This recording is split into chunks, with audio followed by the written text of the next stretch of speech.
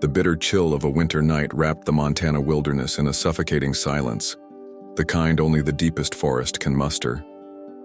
Inside a weathered log cabin, nestled miles from the nearest trace of civilization and just a stone's throw from Glacier National Park, Jack Thompson sat by the faint glow of a wood-burning stove. The wind howled outside, rattling the frosted windows. But within these four walls, a different kind of stillness prevailed, a heavy, almost tangible solitude. The cabin was small but cozy, its wooden beams decorated with a collection of nature photographs.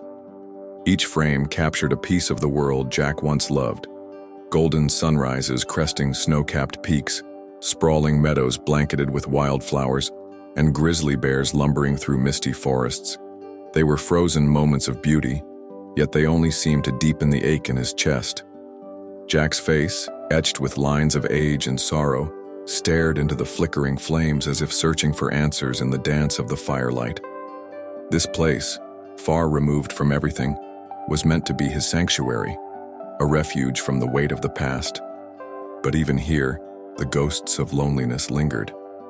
The walls, despite their rustic charm, felt like they were closing in, pressing against a man who had tried to outrun his grief, but found it waiting for him, unshaken and persistent. The night had settled into an almost oppressive silence, broken only by the occasional crackling of the fire in the hearth. Jack, seated in his worn leather armchair, was nursing a mug of lukewarm coffee and staring at the darkness pressing against the cabin windows. The isolation of the Montana wilderness usually comforted him, but tonight something felt off. His solitude was interrupted by a sound, faint at first, a barely perceptible noise that could easily be mistaken for the groan of a tree bending under the weight of snow. But then it came again, sharper this time, like a muffled cry or a pained whimper. Jack froze, his hand tightening around the mug. His pulse quickened as he strained his ears. The sound wasn't the wind. It wasn't the usual creaks of the forest settling in for the night. No, this was different. Human? Animal? He couldn't tell. Rising from his chair, he set the mug down on the table and grabbed the flashlight hanging by the door. His boots thudded softly on the wooden floor as he approached the door, his breath fogging the icy air leaking through the cracks. He hesitated with his hand on the latch. Something about the sound. It carried a weight, a desperation that made him uneasy. Finally, with a sharp inhale, he swung the door open. What he saw made him stumble back, the beam of his flashlight trembling in his grip. A bear. But not the kind of bear Jack was used to seeing in these parts. This one was a shadow of its kind. Frost clung to its fur in jagged crystals, turning its once majestic coat into a patchy mess of frozen clumps. The animal stood unsteadily on its haunches, its body gaunt and trembling, its breath puffing out in erratic clouds. But it wasn't the bear's condition alone that struck Jack. It was its eyes. Eyes that should have held wild, untamed power now looked hollowed out, haunted by something far more primal than hunger. Fear. The creature whimpered softly, a pitiful, almost human sound that sent a chill crawling up Jack's spine. For a moment, man and beast locked gazes, and Jack's heart thundered in his chest. This wasn't just an animal braving the cold in search of food. It was something desperate, something on the brink. The bear swayed slightly, and Jack could see a dark smear of blood trailing from its side, stark against the whiteness of the snow. It looked as if it had been fighting for its life, and losing. The flashlight trembled in his hand as he fought the instinct to slam the door and retreat. This wasn't the wilderness behaving as it should. This was something different, something wrong. And as Jack stood there, the biting wind cutting through him, he realized he had a choice to make, one that would decide not just the bear's fate, but perhaps his own. For a long moment, Jack stood frozen in the doorway, the icy wind biting at his face. But it wasn't the cold that rooted him to the spot. It was the sight of the bear, shivering, its breath ragged and visible in the faint beam of his flashlight. Every survival instinct screamed at him to back away, shut the door, and lock himself inside.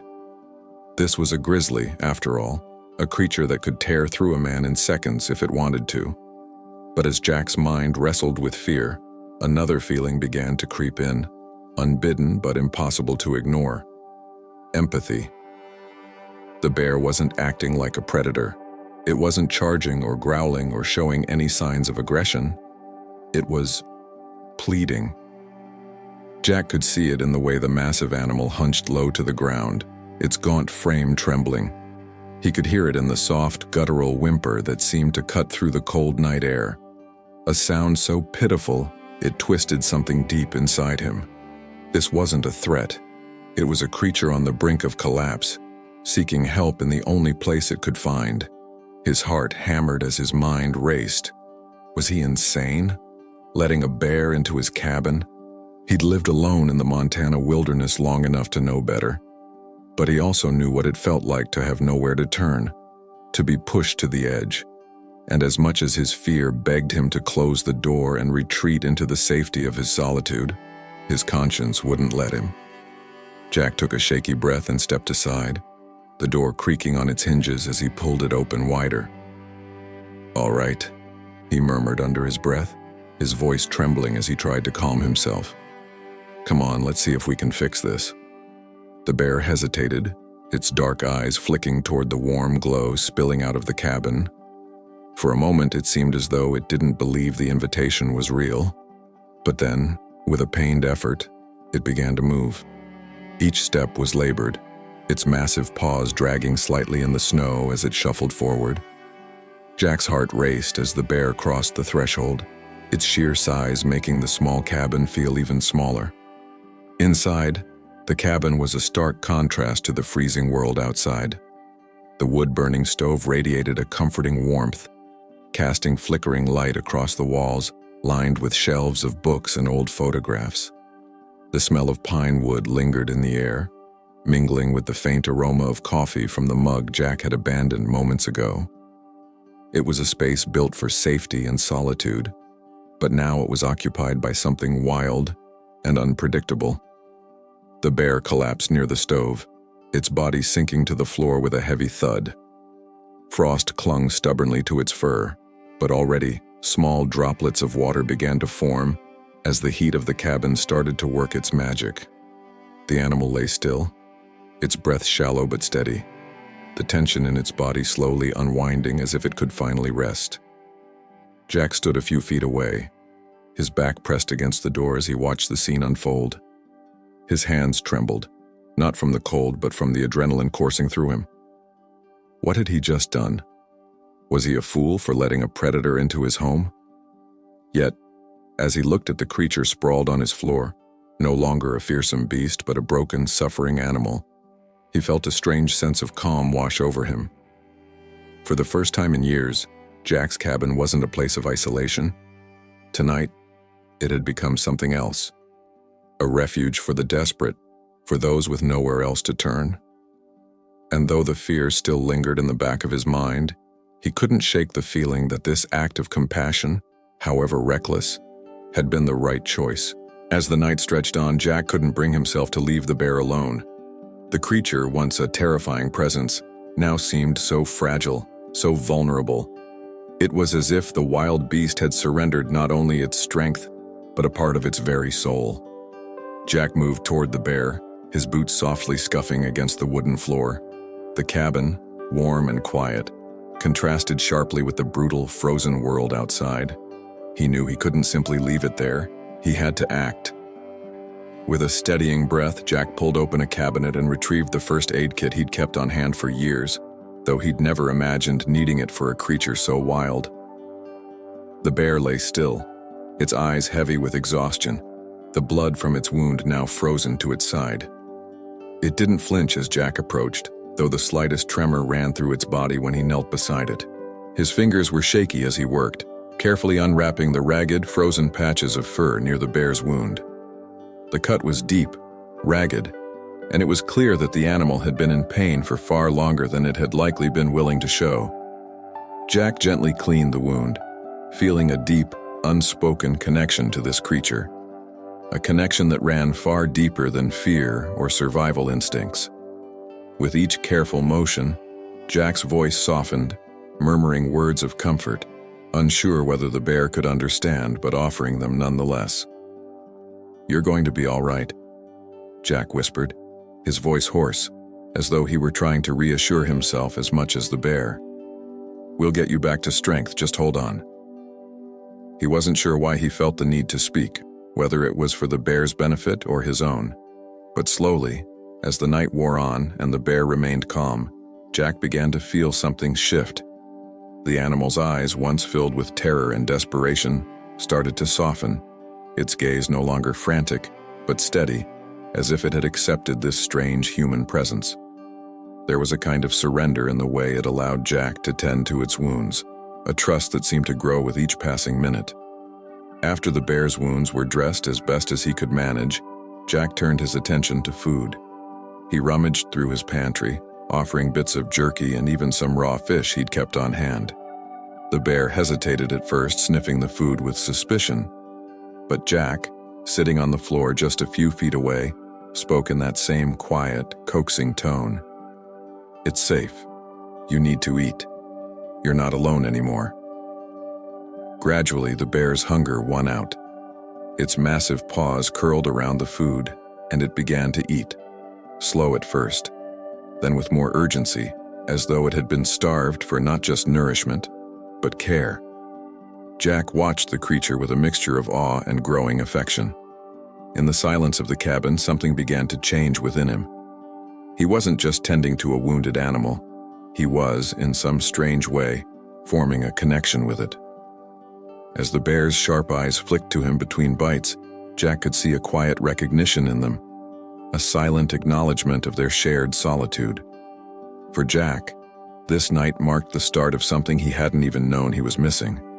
For years he had buried himself in isolation, believing that his solitude was a form of protection, a shield against the world. But now, as he sat cross-legged on the floor, watching the bear recover and listening to the rhythmic sound of its breathing, Jack realized that he had been wrong. He wasn't just alone in the wilderness. He had been surrounded by life, by need, by the fragile threads that connected all things. And in this moment, he found himself bound to this creature by something far stronger than fear or distance. He was no longer simply a man isolated in the vast, cold landscape. The bond between him and the bear had awakened something within him, a purpose he had long forgotten. Maybe he couldn't save the world, but right here, in this cabin, he could save this life. And that was enough. As the night deepened and the bear slept soundly, Jack felt a warmth inside him that was more than the heat from the stove. It was a renewed sense of connection, not just to the wilderness around him, but to the life within it. The cabin, once a place of solitude, now felt like home, alive, pulsing with a quiet understanding that he was no longer just existing. He was part of something greater. As the days passed, Jack noticed a subtle shift in the bear's behavior. The creature, once so fragile and weak, had begun to regain its strength. It moved more freely now, its posture less slouched, though the scars of its battle still lingered. But there was something new in its eyes, an almost restless energy, a growing desire to leave the cabin, as if something out there called to it. Jack watched with growing curiosity as the bear paced in circles, its gaze constantly drawn to the door as if it were searching for something or someone. One morning after a night of heavy snowfall, the bear stood by the door, its head low, eyes fixed on the snow-covered expanse outside. It turned to Jack, then back to the door, a soft grunt escaping its throat as though to say, "It's time." Jack hesitated, the familiar weight of fear creeping up his spine. Was the bear ready to leave? Had it healed enough to return to the wild? Or was something else at play? Despite the uncertainty gnawing at him, Jack stood and moved toward the door, opening it slowly, his breath fogging in the cold morning air. The bear shuffled out onto the porch, pausing for a brief moment to sniff the air. Then, without looking back, it moved into the woods. Jack followed, his boots crunching in the snow behind it, unsure of what he was doing but unwilling to let the bear go alone. The woods were quiet this morning, the heavy snowfall muffling all but the softest sounds. Jack kept his distance, allowing the bear to lead him, yet his mind raced with questions. What was it after? Why now? The bear moved with purpose, its heavy paws leaving deep imprints in the snow. Jack stayed a few paces behind, though his pulse quickened. He had always been attuned to the land, but following a wounded creature, one he had nursed back to health, into the wilderness, felt like stepping into the unknown. The further they went, the more the landscape seemed to shift, the trees thinning and the forest opening into a small clearing.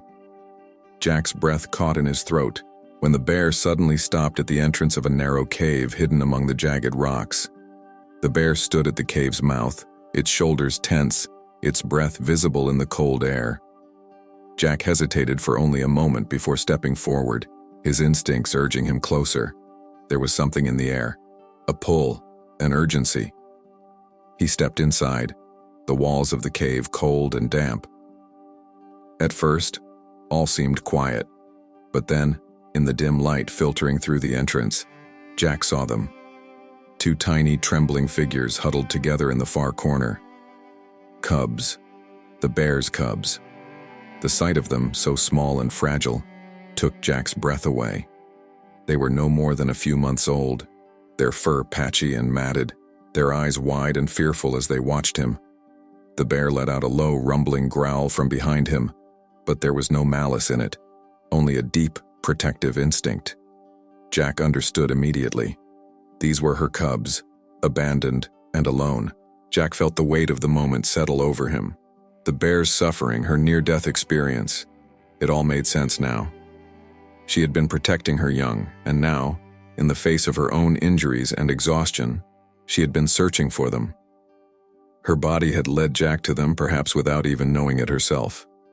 A sudden, overwhelming sense of responsibility washed over Jack. He knew what he had to do. He couldn't leave them here, not like this. The cubs were too young to survive on their own, and with their mother still recuperating, they were vulnerable. Jack glanced back at the bear, meeting her gaze. She was watching him closely, her eyes intense but full of trust. She had brought him here, and now she was waiting for him to decide. With a deep breath, Jack knelt beside the cubs, his heart racing. He spoke softly to them, reassuring them with words that seemed almost absurd in the face of such an impossible situation. "I've got you," he whispered, as if they could understand. "You're safe now. I'll take care of you." The bear remained still, her eyes never leaving Jack, as though she were entrusting him with her most precious treasures. Without another thought, Jack carefully scooped one cub into his arms, then the other, feeling their tiny bodies shiver in his grasp. They were light, fragile, but there was strength in them too. He stood, glancing at the bear once more, who nodded her head slightly as if in silent agreement. Jack turned toward the entrance of the cave and made his way back through the snow. The cubs nestled in his arms, their small bodies warming against him. The journey back to the cabin was long and arduous, but Jack never faltered. The weight of the cubs, though heavy, felt like the only thing keeping him grounded. The trek back to the cabin was harder than Jack had imagined. The snow, which had seemed so pristine and peaceful when he had first ventured out, now felt like a heavy burden, each step through the deep drifts more exhausting than the last. The wind had picked up, biting at his skin and stinging his eyes, but Jack didn't slow down. He couldn't. He had the cubs in his arms, their tiny bodies curled against him for warmth, their breath soft but steady. They had survived so much already, and Jack wasn't about to let them down now. Each step felt like a battle. The snow clung to his boots, making his legs ache with every movement, and the weight of the cubs, though light, seemed to grow heavier with each passing minute. His muscles burned and his breath came in sharp bursts, but he kept going. He had to. The storm was fierce now, the forest around him muffled under the thick blanket of snow, and the distance to the cabin seemed to stretch on forever. Jack's mind wandered, though, in the silence between the crunch of his boots and the soft rustle of the cubs in his arms. His thoughts were consumed by the journey that had brought him here, the bear, her suffering, her trust in him. And now, these cubs, these innocent lives he had saved. He had never imagined that a moment of weakness, of kindness, would lead to this. He had always thought of himself as someone who kept his distance, someone who had mastered the art of isolation. But now, with the cubs cradled in his arms, he felt something in him change. The pride was quiet but strong. These creatures had needed him, and he had come through. He had protected them. He had given them a chance. And in that moment, Jack knew that his life had shifted. He had lived years alone in the wilderness, but he hadn't truly lived until now. Until he had shared his home with something beyond himself. Something wild. Something that required more than survival. It required care, trust, and, perhaps more than anything, a sense of responsibility. By the time Jack reached the cabin, his body was aching, his limbs exhausted, but his heart was lighter than it had been in years. The storm had passed, leaving only the deep silence of the winter night in its wake. The fire inside the cabin still burned brightly, its warmth greeting him like an old friend. He moved quickly to set the cubs down near the hearth, their tiny bodies trembling from the cold, though their eyes were wide with curiosity. The bear followed them in, standing at the door, her gaze lingering on Jack as though she too understood the magnitude of what had just happened. Over the following days, Jack cared for the cubs as if they were his own. They were weak at first, their tiny bodies needing nourishment, warmth, and time to heal. But Jack was patient. He fed them, kept them close to the fire, and watched over them with a tenderness that surprised even him. Each day they grew stronger, more alert, and more playful.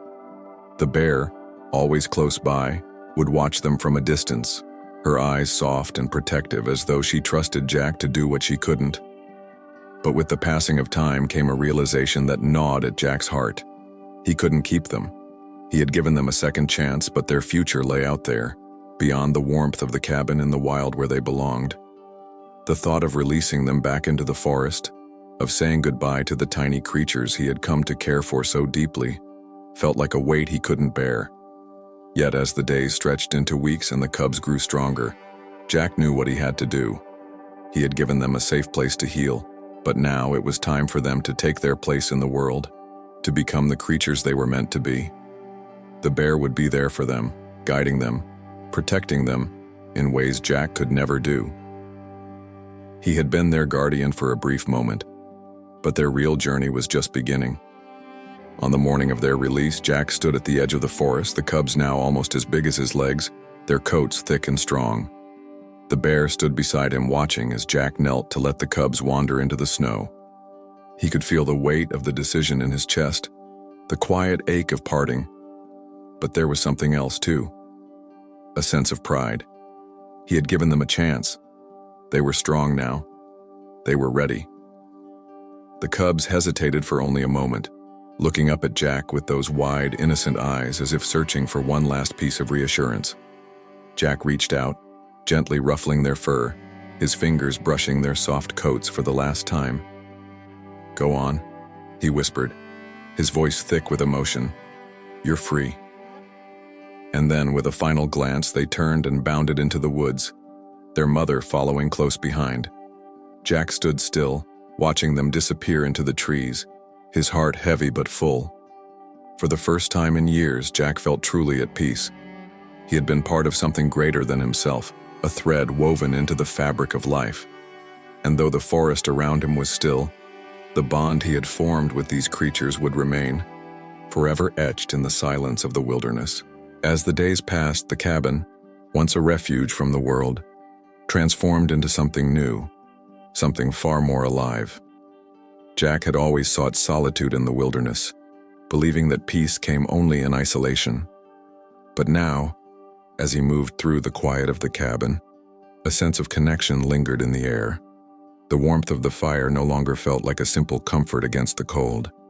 It felt like the heartbeat of something greater, something he had once closed himself off from. The walls, once adorned with photographs of distant landscapes, now seemed to echo with memories of the creatures he had cared for. The bear, the cubs, and their journey. The silence of the cabin wasn't lonely anymore. It was peaceful. rich with the knowledge that life had come through those doors, fragile and raw, and had left something stronger in its place. Jack found himself humming softly as he tended to the fire or went about his daily chores. He wasn't just going through the motions anymore.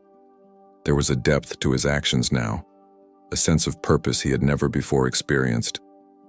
The cabin had become more than just a home. It had become a sanctuary. The bear and her cubs had left, but they had changed him in ways he couldn't quite explain. At night, Jack would often sit by the window, looking out at the vast, snow-covered landscape, and his thoughts would return to the creatures he had helped. The mother bear, with her deep, trusting eyes and the quiet, unspoken understanding between them. The cubs, small and helpless at first, but strong now, finding their place in the world.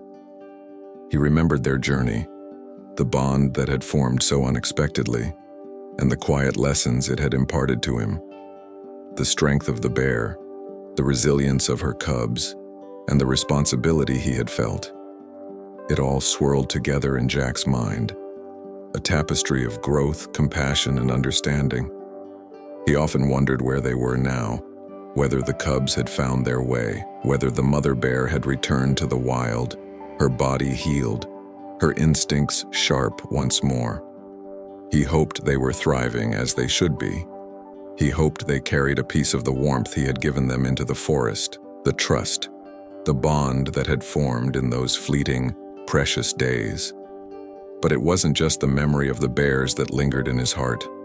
It was the deeper understanding of the fragile connections that tied all life together, the connection between him and the wilderness, between him and the creatures who called it home. For so long, Jack had viewed nature as something distant, something to be observed from a distance. But now, he saw it differently. Nature wasn't just something to survive in, it was something to be part of. The seasons changed, as they always did, and Jack found himself standing at the edge of the forest more often, taking in the beauty around him. The trees, their branches heavy with snow in the winter, their leaves lush and green in the summer, were not just objects in the landscape. They were living beings, silent witnesses to the passage of time. The animals that wandered through the woods, the birds that perched on the cabin's windowsill, the small creatures that scurried through the underbrush, they were all part of a vast, interconnected web. Jack had always known this on some intellectual level, but now it felt real. He felt it in his bones. He had come to realize that the wilderness wasn't just about surviving in the harshness of the land. It was about thriving in harmony with it. The bears had shown him that. They had taught him that even in the wildest places, even when survival seemed like the only goal, there was space for compassion, for trust, for relationships that transcended species. The wild, for all its danger and unpredictability, was a place where life, fragile, beautiful, and interdependent, flourished. Jack spent his mornings walking through the forest, the crunch of snow beneath his boots a steady rhythm in the quiet world around him. He would stop occasionally to watch the tracks of animals in the snow, to listen for the calls of birds high above in the trees.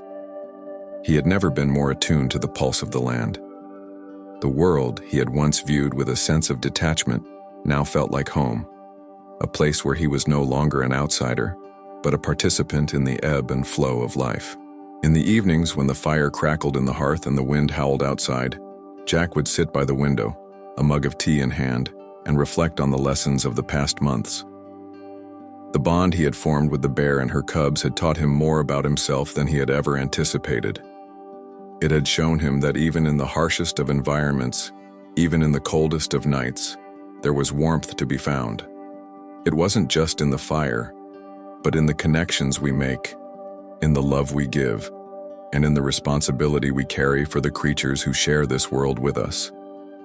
Jack had learned that there was no such thing as true isolation, not in the wilderness, not in life. The wild was full of life, full of stories, full of relationships waiting to be discovered. He had become a part of that, and it had become a part of him. And as he watched the sun set behind the mountains, casting long shadows over the snow-covered forest, Jack knew that his journey was far from over. The bears had left, but their legacy would remain in his heart, a quiet reminder that the connections we make, no matter how brief, have the power to shape us forever. And with that knowledge, Jack faced the future with a renewed sense of hope. Hope for the world, for the wild, and for the quiet, unseen connections that bind us all together. In the end, it wasn't just the bears who were rescued. While Jack had saved their lives, offering them shelter, food, and care, they too had saved him in ways he never expected. The bond they shared, born from mutual trust and vulnerability, had shown Jack a side of himself he had long forgotten. His capacity for compassion, his ability to connect with another living being, and the healing power of that connection. What he thought would be a one-sided rescue had turned into a profound exchange, a life-altering moment where Jack realized that sometimes it is the act of giving that opens the door to healing. The story of Jack and the bears carries a deeper message, a message about resilience. It's not just about survival in the wild or enduring hardship. It's about the power of connection, the strength that comes from compassion, and how these things can restore us when we are at our lowest. Whether we are the ones offering help or receiving it, the healing that comes from shared vulnerability is transformative. As you reflect on Jack's journey, I invite you to think about your own connections, those moments when kindness, even in its smallest form, has made a difference. How have those relationships helped you heal, grow, or find strength? The story of Jack and the bears is a reminder that in a world full of isolation and struggle, it is our connections that truly shape us and offer us the resilience to face whatever comes next.